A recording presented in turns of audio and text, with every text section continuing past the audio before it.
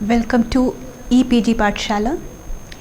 Students, today will be discussing the module on social reform movement and women's participation from the paper Women, Governance and Politics. In this module, we'll try to understand the nature of social reform movement, major issues during the social reform movement, women's role and participation in social reform movement, and we will also try to make an assessment of the social reform movement from women's studies perspective. The 19th century occupies a very significant place in the history of India because this was the phase when many images of India and Indians were constructed, reconstructed, misconstructed by the British imperial power as well as the nationalist, revivalist and radicals. During this phase, question of women was at the center. In fact, as a response to the British allegation of backwardness of the Indian society, women got converted from object of exploitation to site of reform. In the initial phase of social reform movement, the agenda of social reform movement relating to women was set up mainly by male social reformers. In fact, apart from the well-known categorization of revivalist, radicals and reformist, this phase can further be divided into three categories on the basis of the agents of the movement: social reform movement by the upper caste male reformers, social reform movement by the lower caste male social reformers, and social reform movement by the women social reformers. However, these three categories are not totally separate from each other, and they themselves are not even monolithic category, because when we go in deep, what we see, we find that even there are internal differences within these categories. The major issues during this movement were abolition of sati, child marriage, widow remarriage, polygamy, widow tonsure, women's education and so on.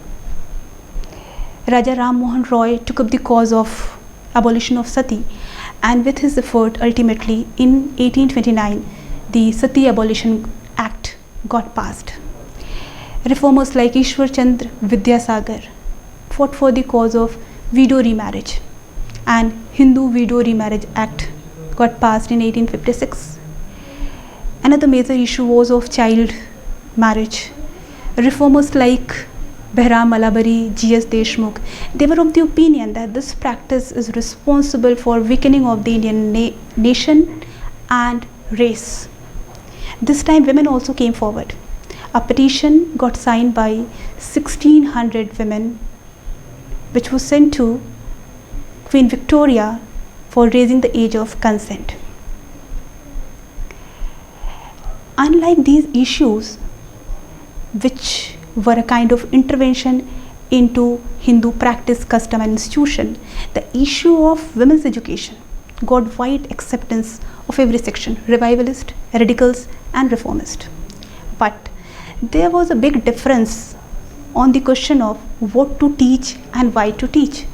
Whether to teach these women as individuals to develop their rational faculty, or to teach them as mothers and wives so that they can perform their role in a better manner. Unlike the upper caste men, social reformers, who were quite moderate in their approach, the social reformers coming from the lower class like Jyotiba Phule, they were radical in their approach. They tried to uncover the relation between subordination of women and caste hierarchy. They directly posed challenge to Hindu patriarchy.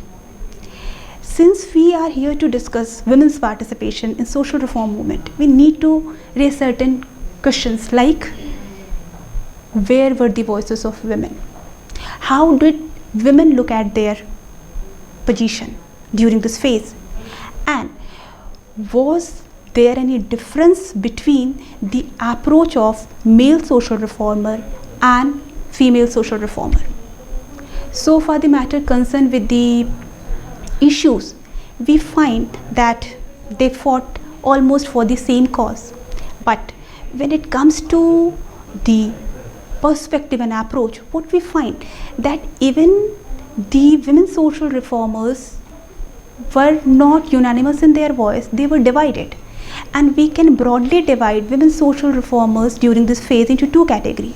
One who did not raise their independent voice. They followed the agenda set up by their male counterparts, whether revivalist or reformist. While the other group, whom we can call radical, they raised their independent voice, they directly challenge upper caste patriarchy, and these second category of women social reformer may be called the foremothers of modern day feminists. Now we need to have a look on some major names of female social reformers during this phase and their contribution. Few major names of women who played very significant role in the social reform movement are Francina Sorabji, Parvati Ayyappan, Anandibai, Ramabai Ranade, Rakhmabai, Pandita Ramabai, Mataji Maharani Tapaswini, Begum Ruqayya Shekhawat, and so on. Like male social reformers, these female social reformers also raised their voice against social evils, but their main focus was on educating women. To mention a few significant steps taken by women reformers in this direction. Francina Sorabji founded 3 schools at Pune and also started a teachers training school in 1872. Bayamma from Andhra Pradesh founded Sarada Niketan, a residential school for women at Guntur, and Ramabai Ranade, along with her husband Justice Ranade, founded Seva Sadan and the Seva Sadan Nursing and Medical Association. Further, now we'll see women's participation in social reform movement, the traditionalist view of women's education, revivalist vision which was in favor of social reform on Indian lines was one of the most dominant views during this phase. One very significant woman figure who immensely contributed to the cause of women's education was Mataji Maharani Tapaswini. Her views on women's education were in full agreement with the revivalist vision which wanted to educate girls on strictly nationalist lines with the hope that they might regenerate Hindu society. Mataji Maharani Tapaswini started her first school with 30 students with the purpose of educating women in accordance with the Hindu religion and moral principles. She founded the Mahakali Pathshala in Calcutta in 1893. Mataji Maharani Tapaswini was of the opinion that girls' syllabus should include knowledge of sacred literature and history, an understanding of myths and legends that spoke of the duties of the daughters, wife, daughter-in-law and mother, and practical skills like cooking. The syllabus of the Mahakali Pathshala, based on the traditional view of women's role in family and society, was widely praised by the conservative middle-class Hindu men who were of the opinion that any attempt to educate women on modern lines would ultimately demoralize and denationalize young Hindu women. Like Mataji Maharani, Anandibai and Parvati Bai also stressed upon the need of educating women with a traditional perspective.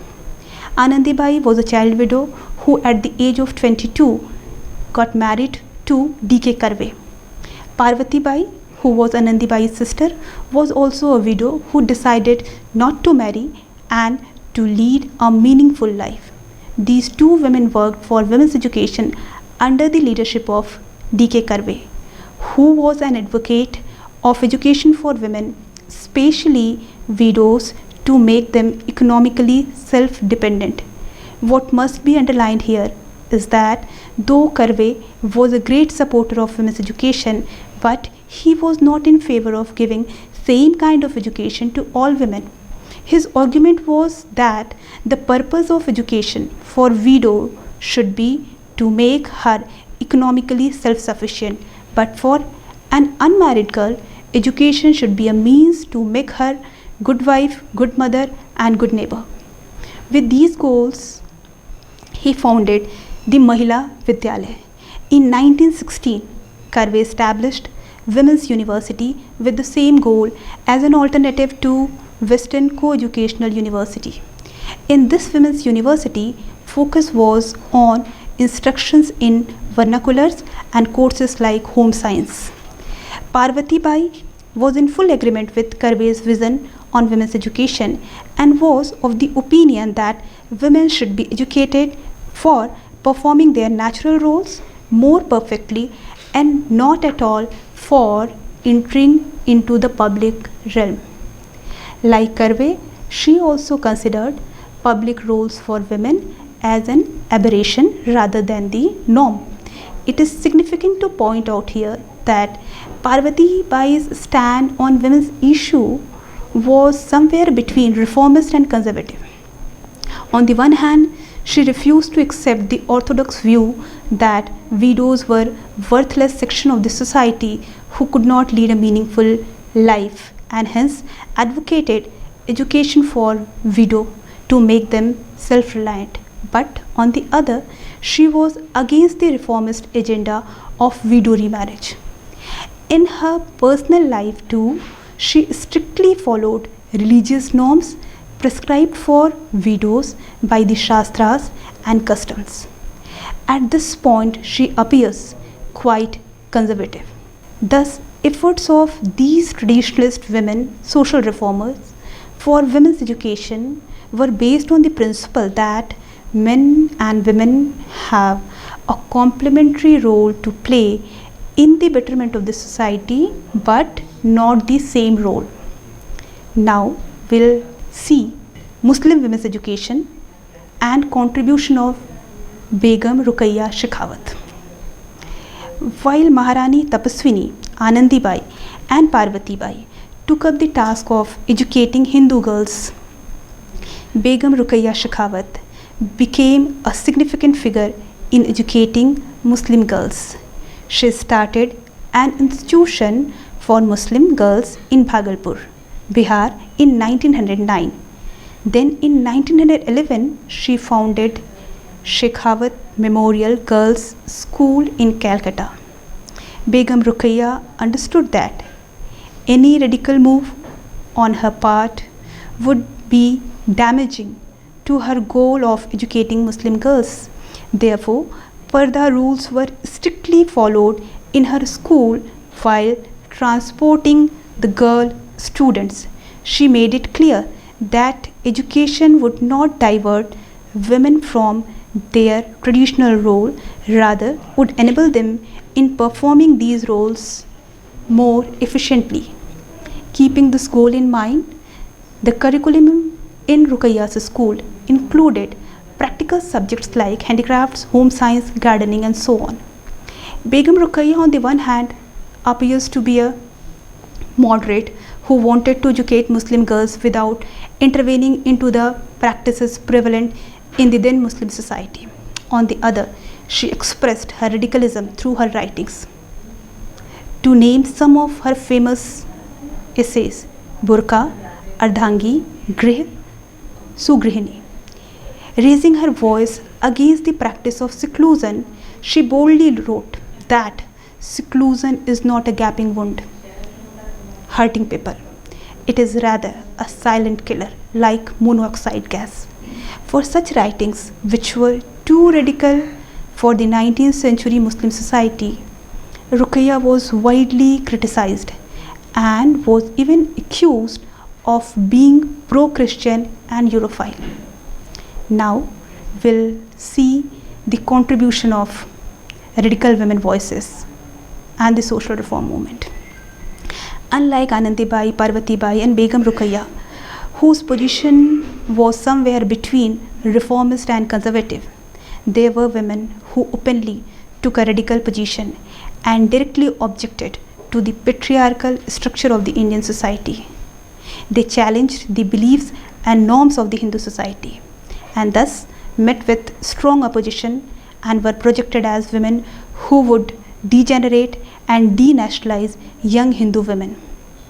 Representatives of this radical strand were Pandita Ramabai, Rakhmabai and Savitribai Phule, who did not confine their efforts only to the cause of education but directly hammered upon the gendered norms of the Hindu society. To begin with, Pandita Ramabai, who overtly challenged Hindu patriarchy in her book, The High Caste Hindu Women. With the goal of educating women for making them self-reliant, she started Sharda Sadan, a school for widows in Bombay. Her school was targeted by the revivalists and orthodoxy at the center to convert Hindu widows to Christianity. The nationalist newspaper Keshri charged that Ramabai was converting widows to Christianity. Finally, the school was shifted to Pune due to financial crisis. Under the influence of revivalists and conservatives, many families even withdrew their girls from the school. But amid such criticisms and hardships, Sharda Sadan did not deviate from its primary goal of making women self-reliant. 80 women had been trained by the school who could earn their livelihood through nursing and teaching by the year 1900. In 1897, she established another school, Mukti, near Pune, where 2,000 women and children were attending school as well as getting industrial training. A glance at the curriculum of the school, which included physiology, botany, and industrial training in printing, carpentry, tailoring, masonry, woodcutting, weaving, and needlework, and training in farming and gardening, refers to the innovative ideas of Ramabai. When we compare this curriculum with the curriculum of Mataji Maharani Tapaswini's Mahakali Pathshala and D.K. Karve's Women's University, where the focus was on subjects like home science and handicraft, the difference of the traditionalist approach and radical approach is quite open. While the former wanted to make women self-reliant citizens, the latter intended to make them better wives and mothers. Now, another major name was of Rakhmabai, who made her life itself a site for radical reform. She got married to Dadabhai Bhikaji in her childhood. But when she grew up, she refused to live with her husband and thus started a fight against the practice of child marriage. Naturally, Bhikaji filed a petition for restitution of his conjugal rights and also won his case in the High Court of Appeal. But even the decision of the court could not stop Rakhmabai's radical zeal for freedom. She refused to obey the order of the court and rather preferred to pay the fine imposed by the court. Thus, Rakhmabai not only opposed child marriage but translated her idea into action. However, her resistance was not limited to her personal life. Rather, she became one of the strongest voices against the patriarchal Hindu institutions and practices. Opposing the Hindu institution of marriage, she argued that the Hindu institution of marriage is suffocating for women as it is based on total submission of wife to her husband. She was of the view that this hierarchical marriage should be replaced by companionate marriage.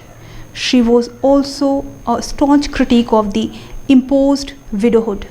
In her letter to the Times of India on enforced widowhood, Rakhmabai very harshly questioned the treatment given to Hindu widows.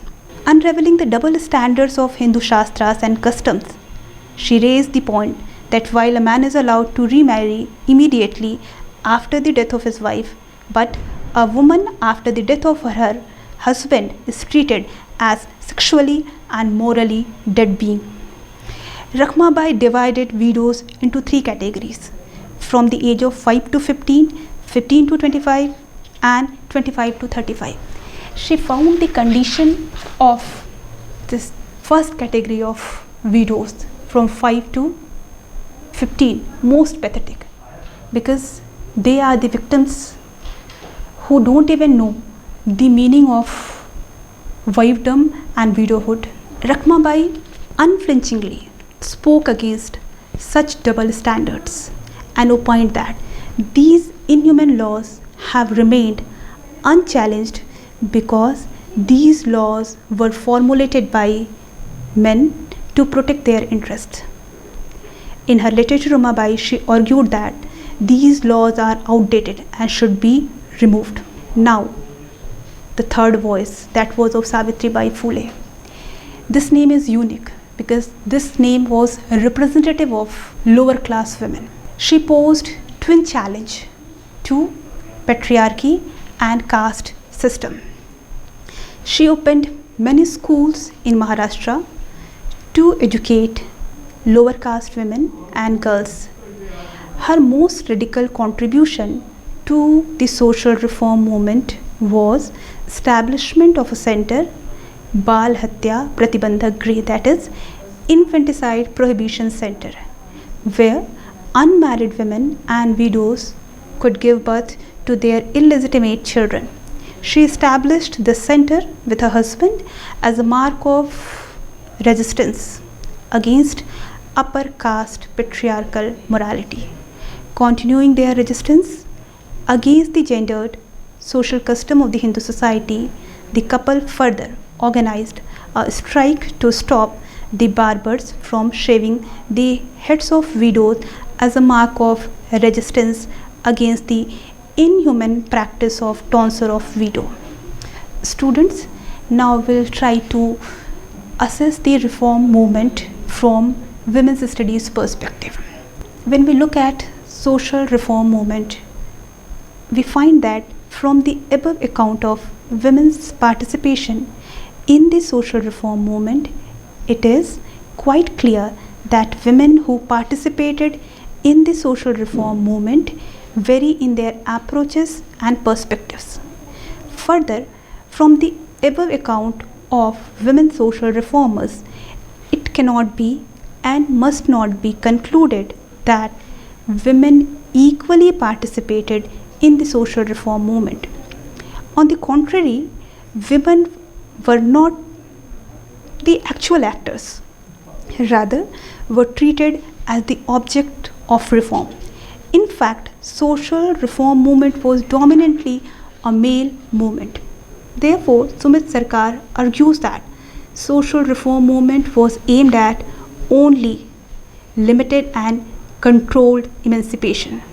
Thus, despite the available few names of women social reformers, it is significant to underline that women themselves were not partners in the schemes created for their regeneration. More often, they were portrayed as opposed to their own liberation. Thus, it is very clear that it was a movement where the question of women was at the center, but we cannot call it a movement for gender equality or gender justice.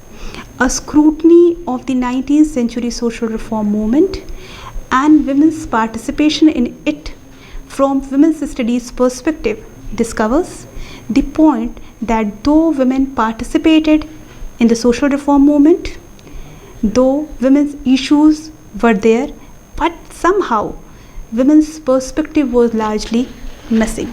So students, to have a quick look what we discussed in this module. We saw the nature of social reform movement and we found that question of women was at the center. The major issues relating to women during this movement were child marriage, widow remarriage, sati abolition, tonsure, and women education. When we look at the cause of women education, what do we find? That this was an issue which got wide acceptance, but the supporter of this cause were standing in opposition with each other on the matter of what to teach and why to teach. When we look at the contribution of women social reformers during this phase, what do we find? First thing we find that these women social reformers did not constitute a monolithic category. They were different from each other in their approach and their perspective. While there was one group represented by women social reformers like Mataji Maharani Tapaswini, Anandibai, Parvatibai, who were quite traditionalist in their approach, but their contribution is very important. On the other hand, there is a group represented by radical women leaders like Pandita Ramabai, Rakhmabai, Savitribai Phule, who raised their independent voice, who openly challenged the patriarchal structure, and they posed direct challenge to upper caste patriarchy. When we look at this movement from women's studies perspective, what did we see? We find that a large number of women participated in this movement, a large number of women issues were involved in this movement, but still we cannot call this movement a movement for the cause of gender equality or gender justice. And in fact, women's perspective was largely missing. They were not the actors of the reforms, rather they were the objects of the reform. But despite this social reform movement contributed immensely to the cause of women, because it created a space for women in the public realm, and it paved the path for women's entry and fuller participation in future movements. Thank you.